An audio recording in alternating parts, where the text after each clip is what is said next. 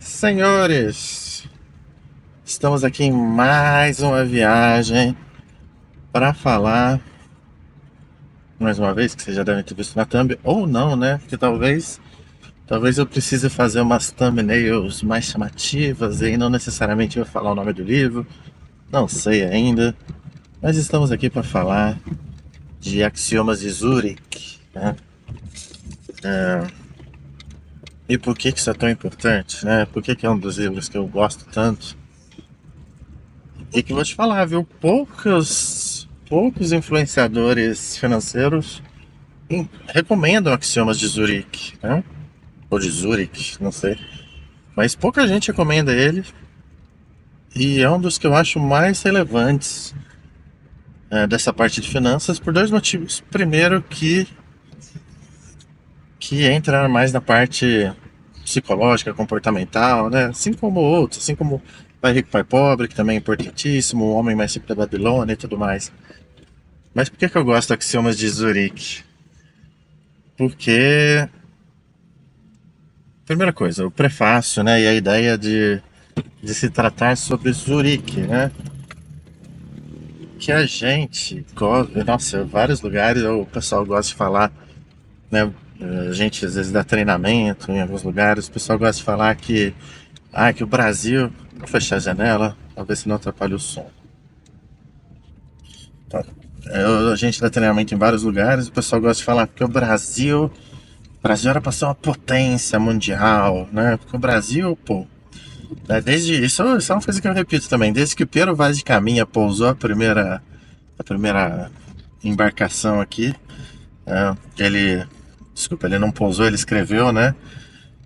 E ele escreveu duas coisas principalmente, né? Que primeiro que as pessoas andavam com suas vergonhas à mostra, e eu sempre brinco que isso não mudou tanto assim, né? E segunda coisa é que o Brasil, tudo que se planta dá, né? Brasilzão, opa, tudo que se planta no Brasil dá, né? E isso é um privilégio nosso, né?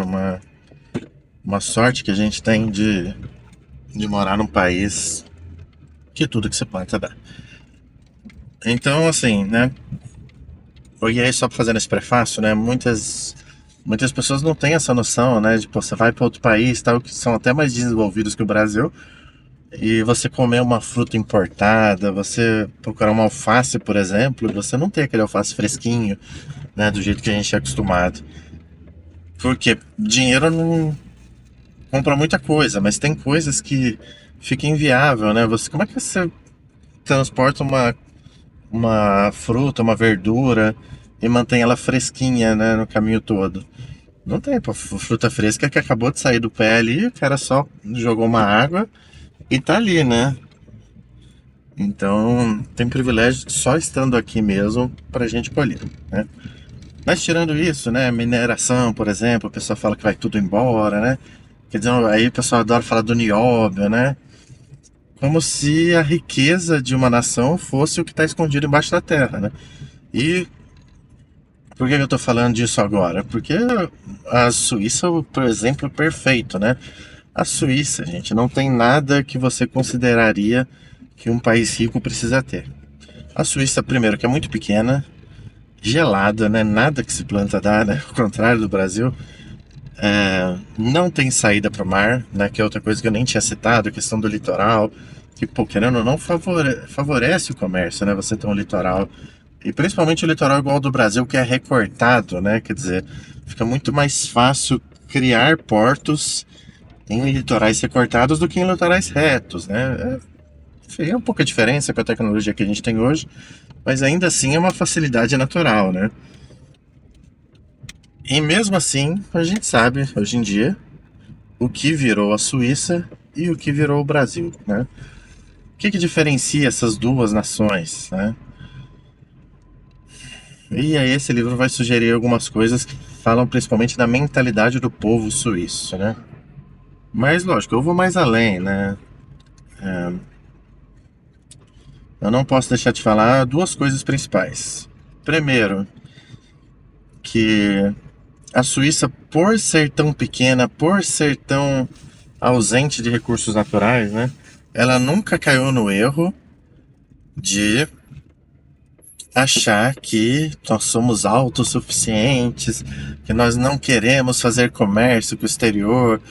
Pelo contrário, né? A Suíça é um país que se abriu para fazer negociações aí com o mundo inteiro desde sempre, né? E isso já é um grande diferencial, né? Você achar que você consegue produzir tudo sozinho é um erro tanto do ponto de vista pessoal e do ponto de vista de nação, de empresa, também é um erro, né? Porque no Brasil a gente já teve a desastrosa lei da informática, que, sinceramente, né, é proibido comprar computadores de fora para proteger a indústria nacional, né? E né, a gente que teve aí, né, eu tenho orgulho até da nossa Positivo Multilaser, mas a gente não pode dizer que elas concorrem com pares internacionais de igual para igual, né? Até hoje, né, a gente está em 2024, a gente prefere, né, comprar um computador internacional do que comprar o nacional. Então não dá para dizer que hoje em dia a gente conseguiu criar uma indústria nacional competitiva, né? Não conseguimos. E o pior que isso, né? Você imagina tantas empresas que ou não puderam comprar o computador, ou tiveram que pagar muito caro em um computador muito ruim, quanto que isso atrapalhou o processo de diversos setores diferentes, né? Hoje em dia, você vai numa rede de supermercado, se caiu o sistema, o cara não consegue te vender, né? Ele não aceita seu dinheiro. Porque porque né, tá tudo sincronizado ali no controle de estoque, né? Quando ele te vende, automaticamente já baixa do estoque, automaticamente já passa um recado pro. Enfim, quando chega no número limite ali, já emite um alerta que precisa acionar as compras daquele produto, né? O próprio pedido de compra já vai saindo com base nas vendas. Tudo isso daí é automatizado e é isso que permitiu escalar, né? E tudo isso graças a um computador. E eu dei exemplo só do supermercado. Você imagina quantas empresas têm um processo similar, né? Ou, enfim, que dependem do computador de alguma maneira. Imagina um projetista, imagina um engenheiro projetar uma casa no papelzinho, né? Por mais tempo ali. Enfim. Então eles nunca caíram nesse erro de achar que eram autossuficientes. E segunda coisa, talvez a mais importante, a Suíça respeita muito o dinheiro dos outros. A Suíça, cara, seu dinheiro chegou na Suíça, pronto, né? Você tem direito ao sigilo, você tem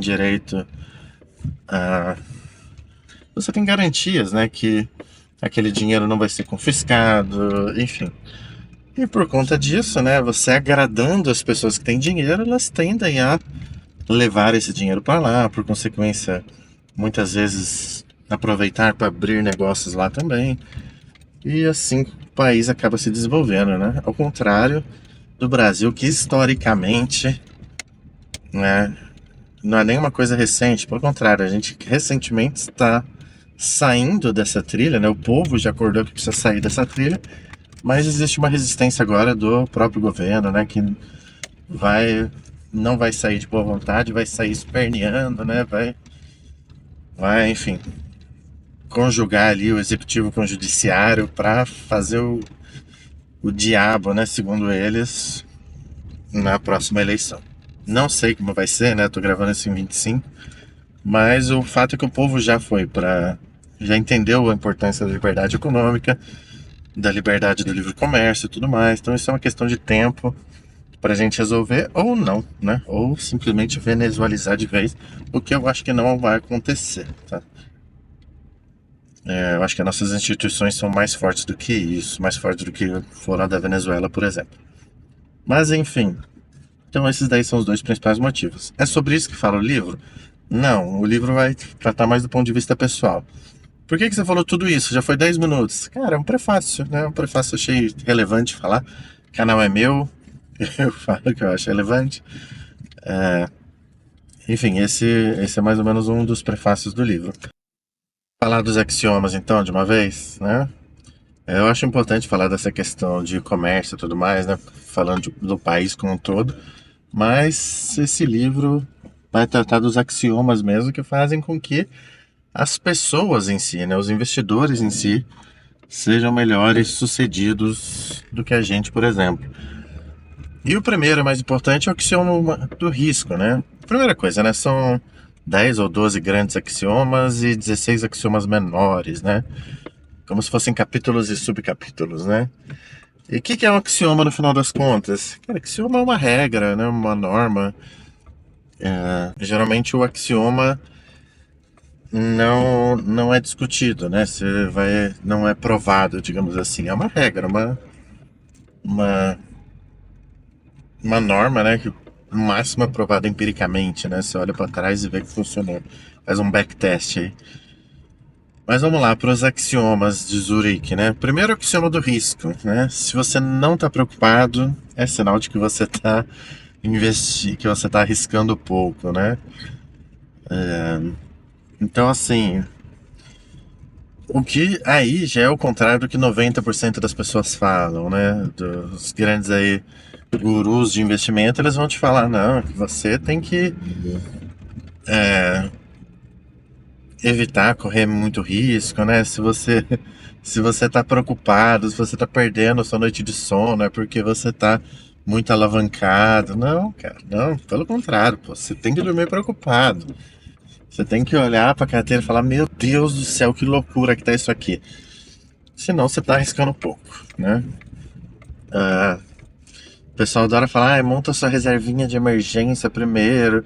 Fala isso até pro pobre, né? Pô, o pobre ali tá investindo R$ 300 por mês, vai investindo no CDB. Não, cara, vai lá, compra ação, compra Bitcoin, compra o que você acha que vai valer a pena. Porque depois fazer o quê? Se der problema, você saca. Se precisar realizar prejuízo, você realiza. Mas pode ser que você realize lucro nessa história, né? Ainda mais que o pessoal sempre considera, esse é outro ponto também, que toda emergência você vai ter que resolver com dinheiro em caixa. E, cara, hoje em dia tudo que é caro se parcela, né? Em muitos lugares fazem umas parcelas bem interessantes, né? Porque por mais que o pessoal fale, ah, todo parcelamento tem juros, verdade. Né? Tanto que eles fazem o Pix, no Pix você vai ganhar um desconto. Mas você tá vendo, eu pelo menos tô vendo que ultimamente o desconto não tá perdendo pra taxa Selic, né? Que tá bem alta a taxa Selic. Então você olha e fala, pô, entre pagar isso daqui à vista, eu vou parcelar, que eu mantenho minha liquidez, mantenho meu dinheiro na minha mão para resolver as buchas do dia a dia. E, enfim, e vou ter essa condição de parcelar e pagando devagarzinho. Mais uma vez, e meu dinheiro, mesmo numa taxa Selic aí, no Tesouro Selic, tá rendendo mais do que esse desconto que eles estão me dando. Quer dizer, sem falar que aí tem cartão milha, né? Outras coisas. Mas enfim, então, pessoal, eu acho que o mainstream aí da turma do investimento é muito conservadora. É o famoso investimento para quem já é rico, né? Para quem já é rico, ótimo, você tem que se proteger mesmo, né? A diferença entre você querer investir buscando crescimento de capital e você querer proteger o seu capital, né? A maioria das pessoas, para mim, ensina a proteger o capital, né? Esses conselhos aí de igual outro axioma, evite a diversificação, já é polêmico, né? É que o pessoal, todo mundo fala, não, tem que diversificar mais uma vez. Por quê? Eles ensinam a proteger o capital, eles não ensinam a multiplicar o capital, eles estão fugindo do risco. Que é outra coisa também, a pessoa fala como se diversificar você fosse aumentar seu retorno mantendo, né, aumentar seu, desculpa, manter o retorno diminuindo o risco, o que não existe, né? Sempre que você tá fazendo uma estratégia voltada para diminuir risco, essa estratégia vai diminuir retorno. É uma consequência natural. Né? A diversificação entra nisso. Outra lenda nossa aí, né, que é contra a diversificação é o Barça. Ele sempre falou isso. Ele vai avaliar os ativos, né, no caso dele. E aqui, gente, um disclaimer, né? Para mim, o Barça, ele ele montou a estratégia dele numa época que tinha menos recursos, né? Então ele não se abre para Bitcoin, por exemplo, e eu não tenho nada contra isso. Na estratégia dele, ele já venceu na vida, não tem a necessidade de alterar essa estratégia agora. Mas eu discordo, tá? Para mim, a molecada nova que tá aí, as melhores oportunidades vão estar no mundo cripto, mas lógico. E aqui eu tenho que fazer um disclaimer também, que é muito fácil criar uma cripto. Então, assim, quem tá querendo achar aquela moedinha mágica que vai virar o mundo de cabeça para baixo, eu não faria mais isso. Ficaria top 10, top 20, máximo ali, criptomoedas e de preferência, cara, se você não estudar muito, entender muito o que você tá fazendo, é só Bitcoin, Bitcoin, Bitcoin. Né?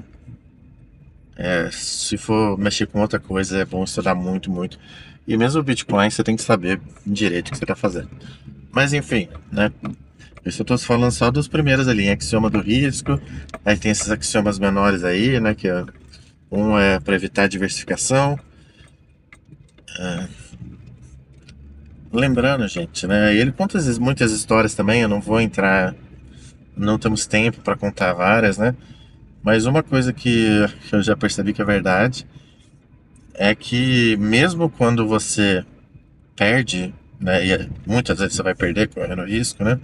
Mas mesmo quando você perde, você tem um sentimento de quem tá vivendo, de quem tá, sabe, vivendo uma aventura mesmo, né? A vida é assim, ela tem altos e baixos e, cara, às vezes você vai perder, às vezes você vai ganhar e tá tudo bem.